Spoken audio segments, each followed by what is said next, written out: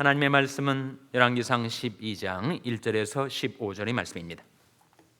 르호보암이 세겜으로 갔으니 이는 온 이스라엘이 저로 왕을 삼고자 하여 세겜에 이르렀음이더라. 느바세 아들 여로보암이 전에 솔로몬 왕의 얼굴을 피하여 애굽으로 도망하여 있었더니 이제 그 소문을 듣고 오히려 애굽에 있는 중에 무리가 보내어 저를 불렀더라. 여로보암과 이스라엘이 온 회중이 와서 르호보암에게 고하여 가로되 왕의 부친이 우리 멍에를 무겁게 하였으나 왕은 이제 왕의 부친이 우리에게 시킨 고욕과 매운 무거운 멍에를 가볍게 하소서. 그리하시면 우리가 왕을 섬기겠나이다. 르호보암이 대답하되 갔다가 3일 후에 다시 내게로 오라 하매 백성이 가니라. 르호보암 왕이 그 부친 솔로몬이 생전에 그 앞에 모셨던 노인들과 의논하여 가로되 너희는 어떻게 교도하여 이 백성에게 대답하게 하겠느냐. 대답하여 가로되 왕이 만일 오늘날 이 백성이 종이 되어 저희를 섬기고 좋은 말로 대답하여 이르시면 저희가 영영이 왕의 종이 되리이다 하나 왕이 노인이 교도하는 것을 버리고 앞에 모셔 있는 자기와 함께 자라난 손들과 가로되 너희는 어떻게 교도하여 이 백성에게 대답하게 하겠느냐. 백성이 내게 말하기를 왕이 부친이 우리에게 매운 멍에를 가볍게 하라 하였느니라. 함께 자라난 소년들이 왕께 구하여 가로되 이 백성들이 왕께 구하기를 왕의 부친이 우리 멍에를 무겁게 하였으나 왕은 우리를 위하여 가볍게 하라 하였은즉 왕은 대답하기를 나의 새끼 손가락이 내 부친이 허리보다 굵으니 내 부친이 너희로 무거운 멍에를 매게 하였으나 이제 나는 너희 멍에를 더욱 무겁게 할지라. 내 부친은 채찍으로 너희를 징치하였으나 나는 전갈로 너희를 징치하리라 하소서. 3일 만에 여로보암과 모든 백성이 르호보암에게 나왔으니 이는 왕이 명하여 이르기를 3일 만에 내게로 다시 오라 하였습니다. 왕이 포악한 말로 백성에게 대답할세 노인이 교도를 버리고 소년이 가르침을 쫓아 저에게 구하여 가로되 내 부친은 너희 멍에를 무겁게 하였으나 나는 너희 멍에를 더욱 무겁게 할지라. 내 부친은 채찍으로 너희를 징치하였으나 나는 전갈로 너희를 징치하리라 하니라. 다 같이 읽으시겠습니다. 왕이 같이 백성의 말을 듣지 아니하였으니 이는 여호와께로 말미암아 난 것이라. 여호와께서 전에 실로 사람 아이야로 느바세 아들 여로보암에게 관 말씀을 응하게 하심이더라. 아멘. 할렐루야. 설계 평강의 복을 기원하는 마음으로 샬롬 인사 나누시기 바랍니다. 샬롬. 샬롬. 오늘도 토요 새벽 기대 잘 나오셨습니다. 오늘이 며칠인지 아시죠? 오늘이 벌써 10월 12일. 10월도 중순으로 접어들었습니다. 어제는 미주보험방송의 공개 헌금의 날이 있어서 정말 우리 샬롬 교회 교인들이 많이 참여를 해주셨어요. 라디오 방송도 많이 들으셨죠? 실제로 방송에 전화를 해서 나오신 분도 계시고 또 헌금도 많이 참여해 주셨습니다.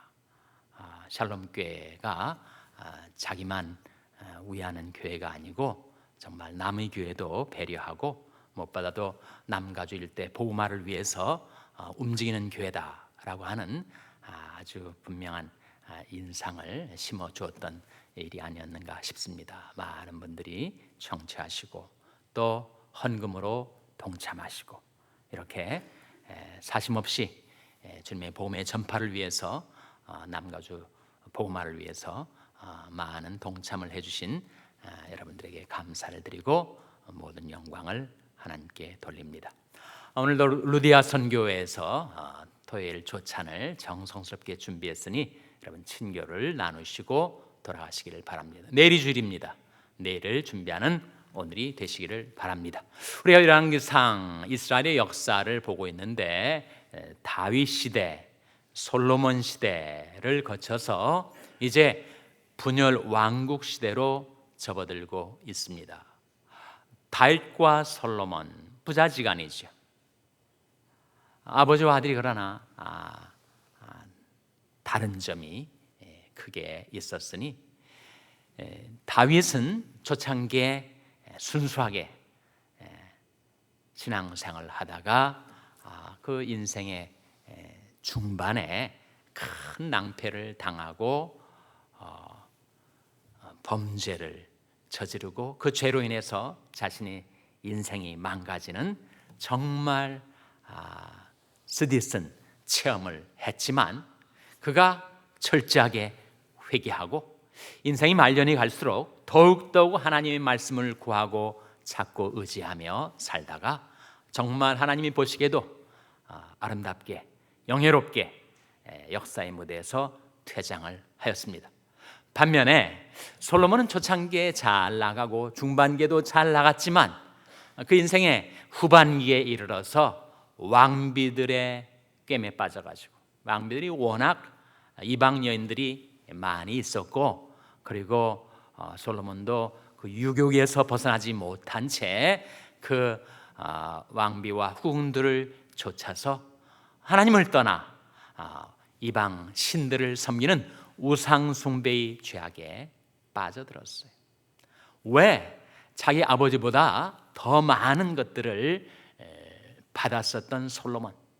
그래서 훨씬 더 이스라엘 위해서 정말 능력 있게 힘차게 일할 수 있는 그런 모든 기반이 갖춰졌었던 솔로몬이 이렇게 쇠락하는 인생을 살게 되었을까?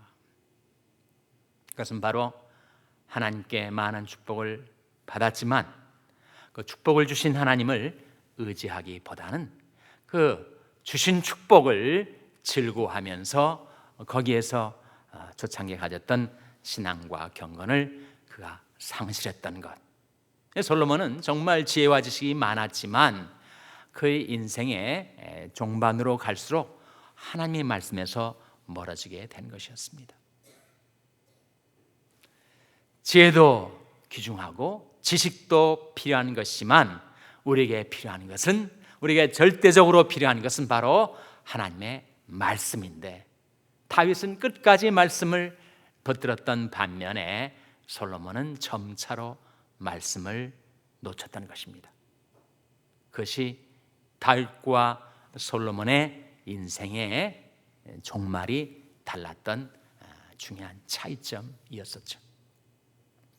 그래서 하나님께서 솔로몬에게 진노하시고 그를 징계하시되 무엇으로 징계하셨는가? 사람 막대기와 인생 채찍으로 징계하셨습니다. 이스라엘 밖에 북쪽으로 수리아, 남쪽으로 에돔 왕들을 일으켜서 솔로몬과 이스라엘을 대적해 하시더니 급기야 이스라엘 내부에서 한 인물이 등장하게 되었는데 그로 인해서 솔로몬이 어려움을 겪다가 결국 나라가 분열되기에 이르기까지 하였는데 그 인물이 이름이 뭐라고요? 여로보암입니다. 여로보암. 그래서 솔로몬 당대는 아니었지만 솔로몬 아들대 남왕국과 북왕국으로 나라가 두동강이가 나요.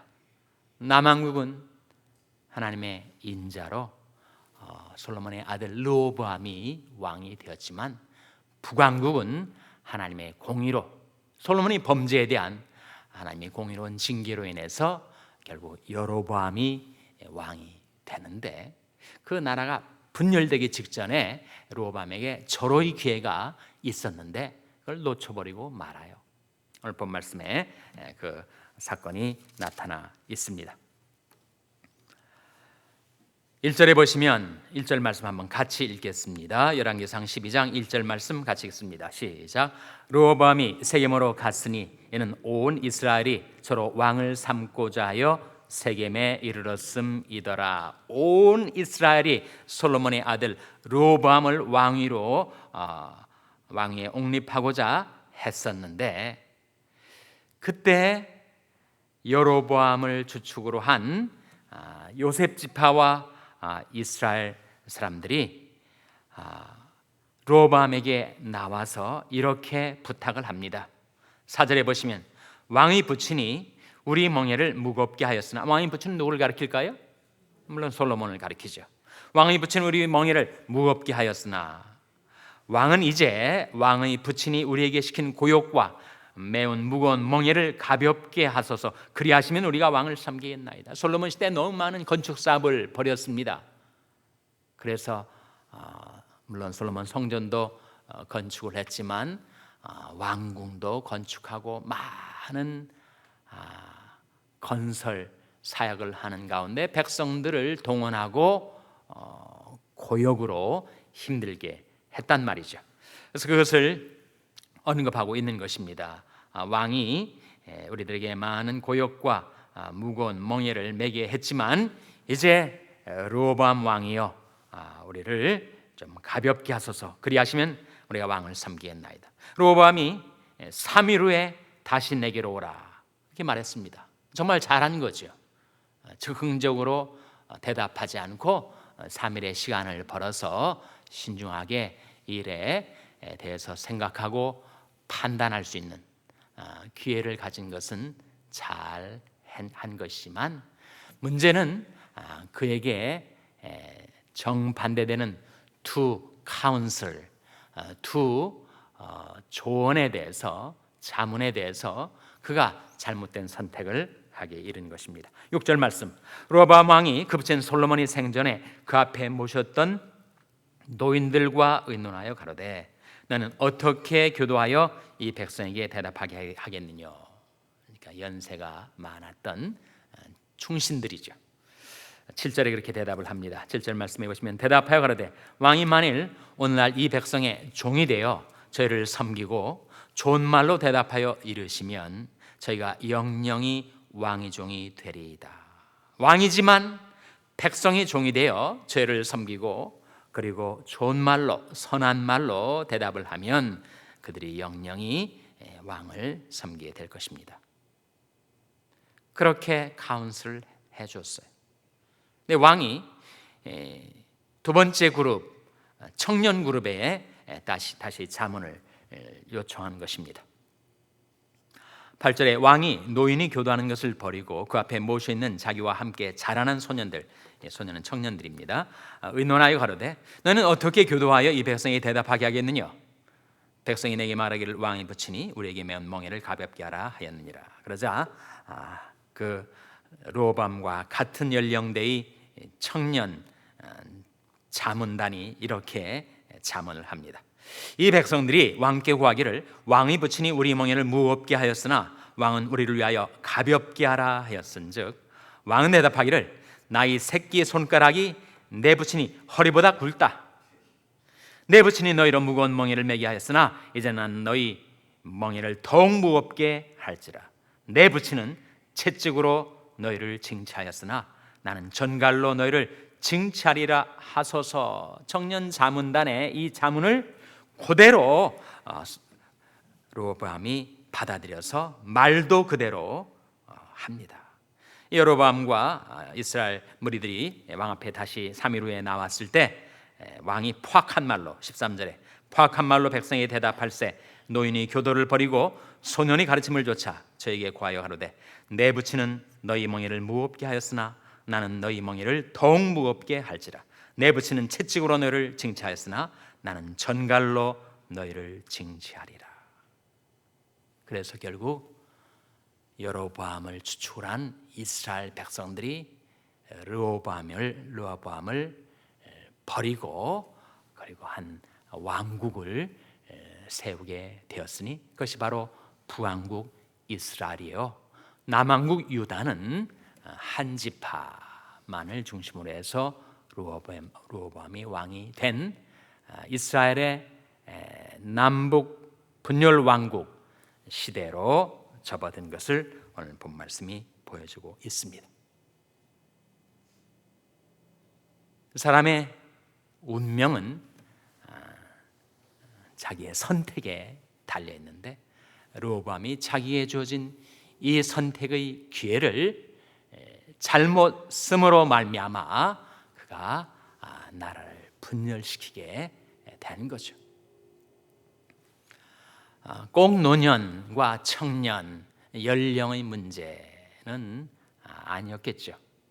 그러나 경륜이라는 것, 경륜에 대해서 이렇게 정의를 합니다. 그 나이에 도달하지 아니하면 알 수 없는 것이 경륜이다. 정말 다윗 왕과 솔로몬 왕을 섬기면서 나라를 다스렸던 그런 충신들의 그 제안과 건의를 버리고 혈기방장한 경륜이 열정과 패기는 있었을지 모르지만 경륜이 깊지 않았던 청년 자문단의 자문에 따라 행했던 것이 르호보암의 패착이었습니다. 우리는 이 사건 속에서 하나님께서 이 인생과 역사 속에서 어떻게 행하시는가를 발견해서 만일 내게도 이런 초이스가 주어졌을 때, 이런 선택지가 주어졌을 때 어떻게 하면 내가 바른 선택을 할 수 있을까를 생각하면서 하나님이라면 어떻게 행하셨을까? 하나님이라면 이렇게 행하셨겠죠. 나 여호와는 인애와 공평과 정직을 땅에 행하는 자. 하나님은 인자하게 백성들을 선대하셨을 것입니다.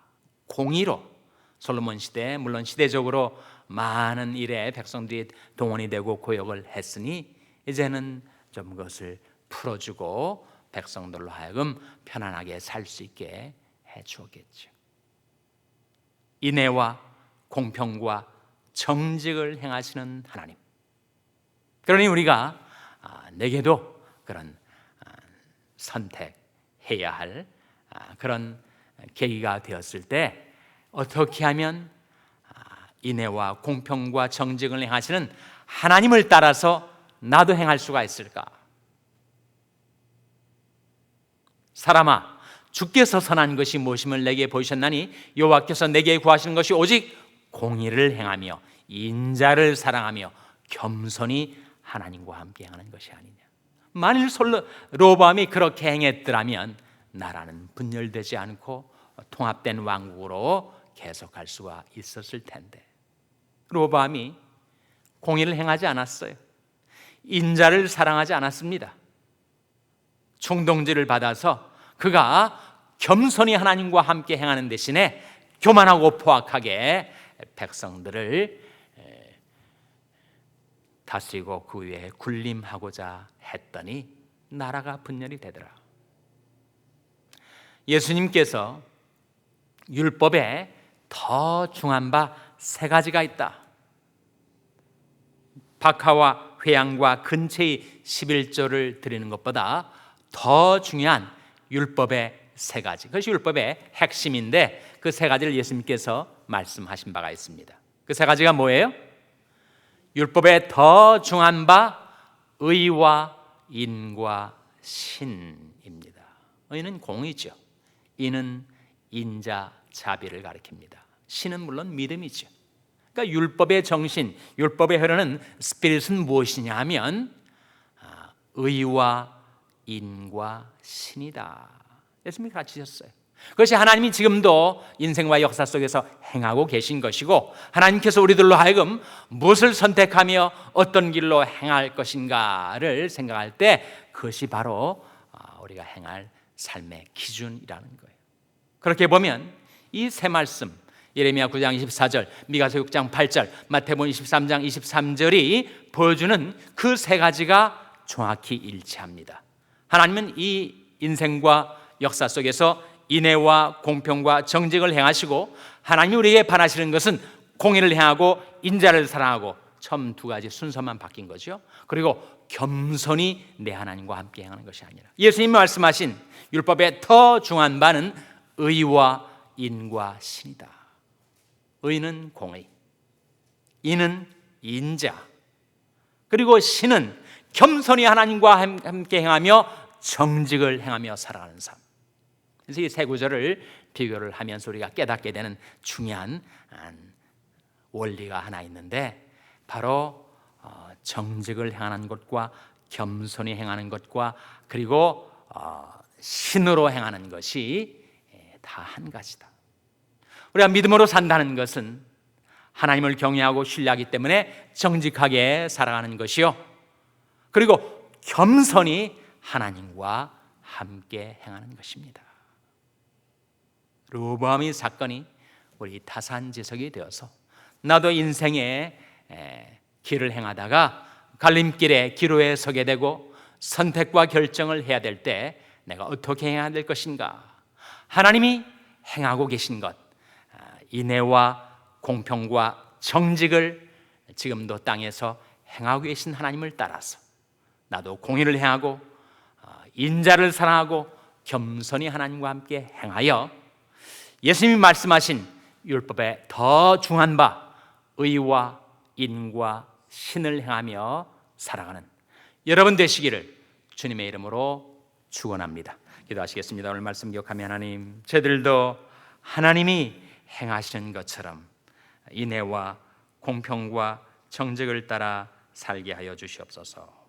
기도하시기 바랍니다. 우리 자녀들을 위해서 기도할 때 하나님, 저희 자녀들이 공의를 행하며 인자를 사랑하며 겸손히 하나님과 함께 행하는 자녀들 되게 해달라고 기도하시기 바랍니다. 병세에 약한 지체들 위해서 기도하실 때 하나님이 영원하신 팔 강한 손으로 붙들어 주시고 고쳐 주시고 일으켜 달라고 기도해 주시기 바랍니다. 우리 샬롬교회를 위해서 기도할 때 하나님, 저희 샬롬교회가 이 땅 위에서 하나님의 행하심을 따라 인애와 공평과 정직을 행하는 교회가 되게 해달라고 기도해 주시기를 바랍니다. 여러분의 생업을 위해서 기도하시고 뉴호프 미션의 조성도 목사님을 위해서 기도해 주시기 바랍니다. 하나님이 아침 하나님 앞에 나온 저들을 성령으로 충만케 하여 주시옵소서. 이런 제목들로 우리 합심해서 기도하겠습니다.